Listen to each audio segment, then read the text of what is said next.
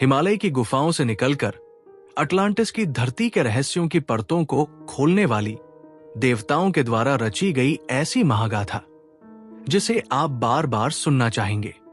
ये कहानी है सनराइजिंग नामक एक ऐसे पानी के जहाज की जो किसी कारणवश रास्ता भटककर बर्मुडा ट्रायंगल के खतरनाक क्षेत्र में फंस जाता है।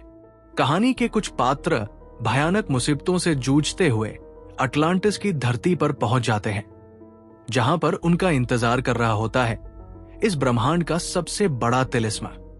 28 दरवाजे वाले इस तिलिस्म में मौजूद है सप्ततत्व, 12 राशियां, ग्रीक गॉड, रोमन योद्धा, ब्रह्मांड के सबसे खतरनाक जीव, अनोखे ग्रह और विज्ञान की अनोखी दुनिया।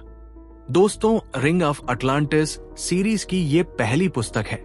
आशा करता हूं कि ये पुस्तक आपको अवश्य पसंद आएगी। अटलांटिस, देवताओं की वो धरती जिसका जिक्र प्लेटो ने अपनी किताब में किया था। कहते हैं अटलांटिस का विज्ञान आज के विज्ञान से हजारों गुना ज्यादा बेहतर था, पर एक दिन धरती के जोर से हिलने की वजह से पूरी अटलांटिस सभ्यता कहीं सागर में समा गई। तब से लेकर आज तक वैज्ञानिक, आर्कियोलॉजिस्ट उस सभ्यता को ढूंढने का प्रयत्न कर रहे हैं। ब्रह्मांड में स्थित अरबों आकाशगंगाओं में तैरते असंख्य ग्रहों में से एक ग्रह है पृथ्वी। पृथ्वी जीवन से परिपूर्ण और रहस्यों से भरपूर।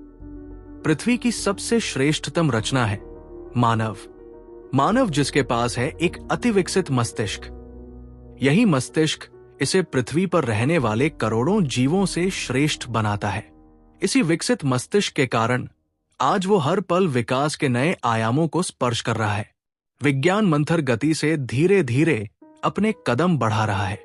विकास की नई आधारशिला तैयार हो रही है। वो मानव जो कभी पेड़ों और गुफाओं में रहता था, आज अपने अति विकसित मस्तिष्क के कारण अंतरिक्ष में निकलकर अन्य ग्रहों की तरफ जीवन रूपी पदचिन्हों को तलाश रहा है। प्रक्षेपास्त्र, लेजर व परमाणु बम बनाने वाले हाथ अब मानव क्लोनिंग कर अंतरिक्ष में स्पेस सिटी बनाने का सपना देख ईश्वरीय शक्ति को भी चुनौती प्रदान करने लगा है। उसका मानना है कि अब वो पहले से अधिक विकसित है। परंतु क्या यह सत्य है? इसका उत्तर तो सिर्फ अतीत की काली चादर में लिपटा कहीं गहराइयों में दफन है। वो रहस्य सागर की अथाह गहराइयों में भी हो सकता है, या फिर अंतरिक्ष में फैली करोड़ों आकाश गंगाओं की अनंत गहराइयों में भी। रहस्य एक ऐसा शब्द जिसमें संपूर्ण ब्रह्मांड जगत का सार छिपा हुआ है। आज भी मानव निरंतर रहस्यों की खोज के पीछे भाग रहा है, फिर चाहे वो सपनों का रहस्य हो या फिर पुनर्जन्म का।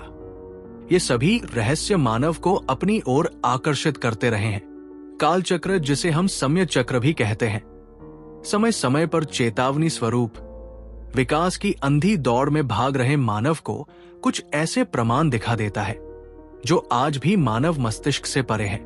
मानव लाख कोशिशों के बाद भी जब उस रहस्य को समझने में नाकामयाब हो जाता है, तो वो उसे पराविज्ञान का नाम देकर अनसुलझे रहस्यों की श्रेणी में लाकर खड़ा कर देता है और उससे दूर हट जाता है। बारामूडा त्रिकोण इसका जीता जागता उदाहरण है।